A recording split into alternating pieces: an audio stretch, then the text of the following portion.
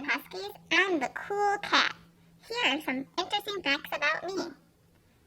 I have 3 babies, but only one can talk. You might hear me walking through the halls of Harlem. And one thing you might not know about me is I am really good on a pogo stick. Today I'm going to read a story called The Prince and the Witch and the Thief and the Bears.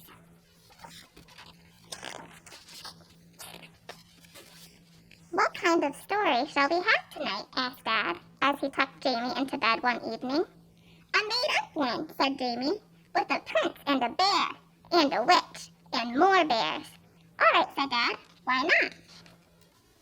This, said Dad, is a story called The Prince and the Witch and the Thief and the Bears by Jamie's dad. Once upon a time, said Dad, there lived a valiant prince. He was a brave and noble prince, and he lived in a far-off kingdom where he... How far off? Asked Jamie. What? Asked Dad. How far off was the kingdom? The kingdom, said Dad, was far, far away, on top of the highest mountain in the world, Mount really, really tall, where fierce bears and dragons and wolves prowl. How fierce were the bears? Asked Jamie. Very fierce, said Dad. Enormous and shaggy, with thick matted hair and vicious claws as big as your head. So how did the prince get past the bears then? He climbed down the cliffside where the bears couldn't reach, said Dad. Wow, said Jamie. With his horse as well? Yes, said Dad. He carried his horse on his back. Wow, he was very strong, said Dad. So, said Dad, there was this prince, and he was very brave, and one day he set off to rescue a beautiful princess. Why couldn't the princess rescue the prince? Complained Jamie. Mom says princesses in stories are rubbish. Well, in this story it's the prince. I want it to be the princess, said Jamie. All right, replied Dad. Why not? The very brave princess set off. No, actually I want the prince, said Jamie. The prince, exclaimed Dad, set off to rescue the princess. The princess was a prisoner in a dark tower at the edge of the forest. She was being held there by her wicked aunt, who was really a witch with an evil eye. How evil? So evil that it could turn you into stone, said Dad. Or jello? Asked Jamie. No, stone. But maybe jello sometimes? Well, okay, yes, sometimes, said Dad. Good, said Jamie. I like jello. The witch had locked the princess up in a tower. Why did she do that? She did it to set a trap for the prince. The witch hated the prince because he'd laughed at her only friend, a tiny green frog, just as big as your thumb, who lived in the folds of the witch's cloak. And so it was that the prince rode for many miles until he reached the tower, a terrible, awful place called Castle Broccoli, said Jamie darkly. Castle Broccoli. I don't like broccoli, muttered Jamie.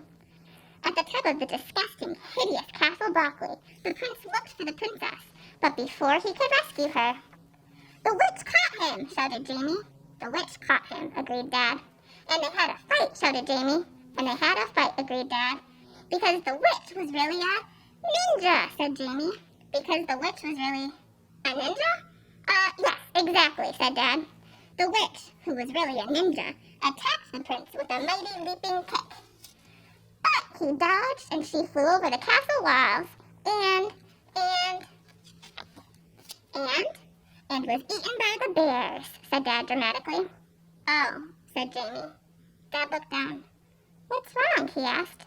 I liked the witch, said Jamie. She was a ninja, and she had an evil eye and a frog.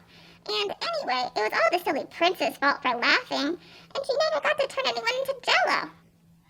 Said Dad. Right. The witch was eaten by the bears, he said. Or so it seemed. But at the last minute, the princess, who was secretly a famous jewel thief called Fingers Malloy, picked the lock of her cell, ran to the wall, threw down a grappling rope, and caught the witch. Yay! But then the tiny frog fell out of the witch's cloak. Oh no, said Jamie. Oh no, said the prince, said Dad. The witch grabbed the frog, and the princess and the prince heaved her back up. And the horse helped, said Jamie. And the horse helped, of course, said Dad. Together, they pulled the witch and her frog back up to the top of the castle and to safety. Hooray! The witch was so grateful to them for rescuing her frog that she said sorry for capturing the princess. And the prince said sorry to the witch for laughing at her frog. And then the prince and the princess, who was secretly the jewel thief Fingers Malloy, set off home for their next adventure. As night fell and the stars twinkled over the land of Mount Really Really Tall, the witch tucked the frog back into the folds of her cloak, where it was nice and warm. Dad tucked Jamie under the covers. How warm? Asked Jamie, blinking sleepily. As warm, said Dad, as a lovely warm bug, snuggled up in a rug with a hug from his dad who loves him. How much, murmured Jamie? As much, whispered Dad softly, as your daddy loves you. Daddy, whispered Jamie. Yes? What about the bears? Don't worry, said Dad. We'll find out about them tomorrow. And he kissed Jamie goodnight and left him to dream. All right, Huskies, that's my story. Good luck guessing who I am.